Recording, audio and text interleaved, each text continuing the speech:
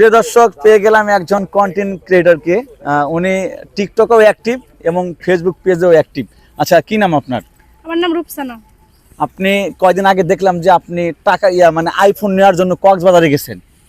But bat লাগা iPhone নিতে পারিনি। কেন, কক্সবাজার আইফোন দেয় না? কক্সবাজারকে আইফোন দেয়? কক্সবাজার আইফোন দেওয়ার জন্য আইফোন পার্টনার নিয়ে যাওয়া লাগে। আপনি কি পার্টনার নিয়ে গেছিলেন? না, আমি গেছিলাম ফ্যামিলির সাথে।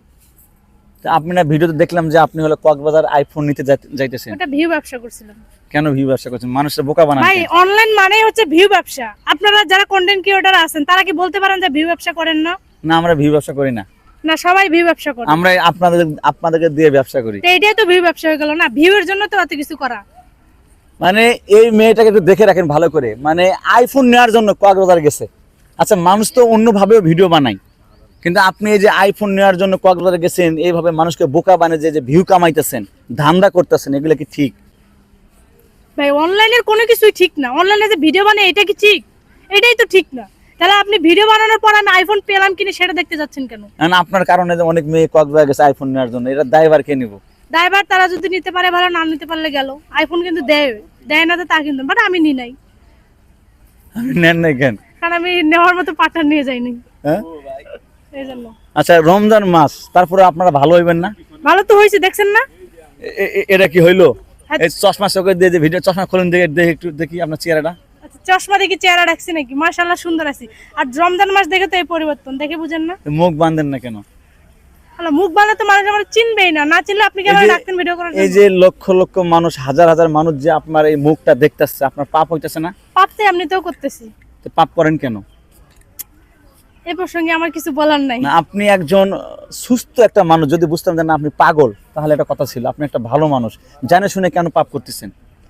বাঙালি জানে, সবই জানে শুনেই করে, কিন্তু আপনি জানেন না যে আপনার এই সমস্ত করা ভিডিও করা ঠিক না, আপনি তারপর করতেছেন না।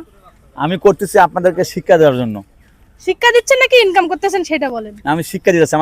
না, আমার প্রত্যেকটা ভিডিওতে মানুষকে বাস দেওয়া। বাস দিয়ে ইনকাম করে পকেটে যে টাকা নিচ্ছেন সেটাও বলেন। আমি চাই যে বাস দেওয়ার পরে তারা এই ভিডিও বাদ দিক। বাস দেওয়ার পরে টাকা ইনকাম করে আমাদের উপর ইনভেস্ট করে, আমরা এমনি ভালো হয়ে যাব।